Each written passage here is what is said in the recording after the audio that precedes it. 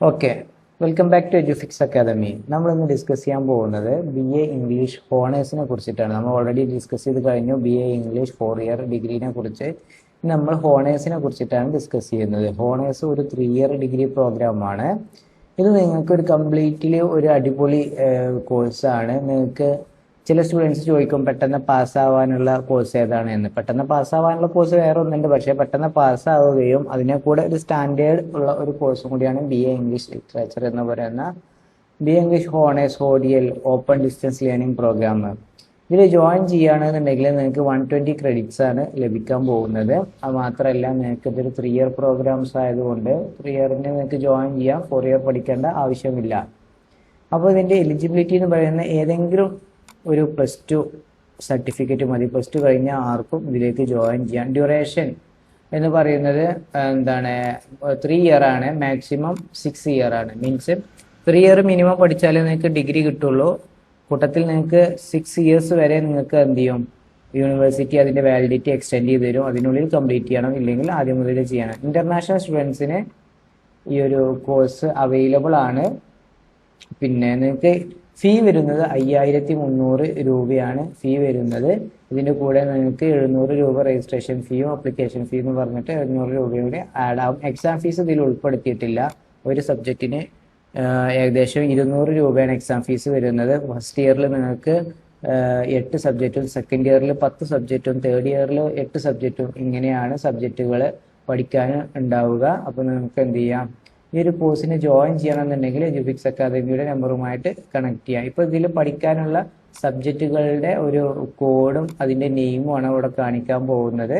അപ്പോൾ നിങ്ങൾ മനസ്സിലാക്കിക്കോളൂ, ഓരോ സെമസ്റ്റർ ഏതാണ് എന്നും അതിനെത്രയാണ് ക്രെഡിറ്റ്സ് നൽകപ്പെടുന്നത് എന്നുള്ളതും ഇവിടെ മെൻഷൻ ചെയ്തിട്ടുണ്ട്. നിങ്ങൾക്ക് എന്തെങ്കിലും ഡൗട്ട് ഉണ്ടെന്നുണ്ടെങ്കിൽ കമൻറ്റ് ചെയ്യുക. അതുപോലെ നമ്മുടെ എഡ്യൂഫിക്സ് അക്കാദമിയുമായിട്ട് നിങ്ങൾക്ക് എന്ത് ചെയ്യുക, കണക്ട് ചെയ്യാം. നമുക്ക് വാട്സപ്പ് ചാനലുണ്ട്, ഫ്രീ ആയിട്ട് അതിൽ കണക്ട് ചെയ്ത് കഴിഞ്ഞാൽ നിങ്ങൾക്ക് ഇതിനോടെ അപ്ഡേറ്റ്സ് കിട്ടും. ഈ നമ്പറിൽ കോൾ ചെയ്ത് കഴിഞ്ഞാൽ നിങ്ങൾക്ക് നിങ്ങളുടെ ഡൗട്ട് ക്ലിയർ ചെയ്യാൻ വാട്സപ്പ് ചെയ്യാവുന്നതും ആണ്.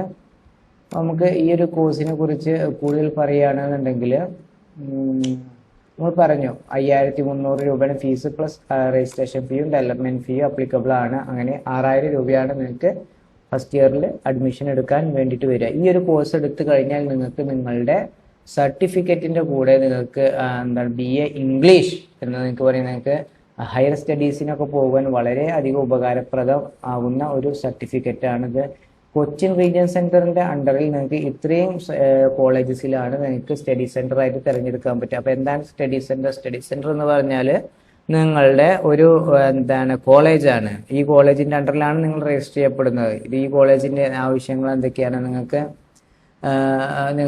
നിങ്ങളുമായി ബന്ധപ്പെട്ട എല്ലാ കാര്യങ്ങളും നിങ്ങൾക്ക് ഗൈഡൻസ് തരുന്നത് ഈ കോളേജാണ്. അതുപോലെ തന്നെ നിങ്ങളെ കോർഡിനേറ്റർ ഈ കോളേജിലായിരിക്കും ഉണ്ടായിരിക്കുക. അപ്പോൾ നിങ്ങൾ അസൈൻമെൻറ്റുകൾ സബ്മിറ്റ് ചെയ്യേണ്ടത് ഈ കോളേജിലാണ്. നിങ്ങൾക്ക് ഡൗട്ട് കാര്യങ്ങൾ വന്നാൽ അന്വേഷിക്കേണ്ടത് ഈ കോളേജിലാണ്. ഈ കോളേജ് നിങ്ങൾക്ക് ഒരു വാട്സപ്പ് ഗ്രൂപ്പ് ക്രിയേറ്റ് ചെയ്യും. എല്ലാ സ്റ്റഡി സെൻറ്റേഴ്സും ചെയ്യുന്നില്ല, ക്രിയേറ്റ് ചെയ്ത് കഴിഞ്ഞാൽ അതിലേക്ക് നിങ്ങളെ ആഡ് ചെയ്യും. അപ്പോൾ നിങ്ങൾക്ക് അസൈൻമെൻറ്റിൻ്റെ നിർദ്ദേശങ്ങൾ തരും. പ്രൊജക്റ്റിൻ്റെ ഈ നോർമലി BA ഇംഗ്ലീഷിന് പ്രൊജക്റ്റ് ഇല്ല, അസൈൻമെൻറ്റ് മാത്രമേ ഉള്ളൂ. അസൈൻമെൻറ്റും റിട്ടൺ എക്സാമും പാസ്സായി കഴിഞ്ഞാലാണ് നിങ്ങൾക്ക് എന്ത് ചെയ്യുക, ഒരു സബ്ജക്റ്റ് പാസ്സായി എന്ന് കാണിക്കുകയുള്ളൂ, പാസ്സാവുകയുള്ളൂ.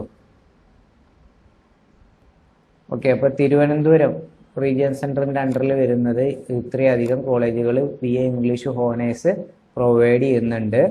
അപ്പോൾ നിങ്ങളെ വീടിൻ്റെ അടുത്തുള്ള കോളേജ് ഏതാണെന്ന് നോക്കിയിട്ട് അതിലാണ് നിങ്ങൾ എന്ത് ചെയ്യേണ്ടത്, രജിസ്ട്രേഷൻ ചെയ്യേണ്ടത്. അപ്പോൾ ഇനി നമുക്ക് വടകര കൂടി നോക്കാം.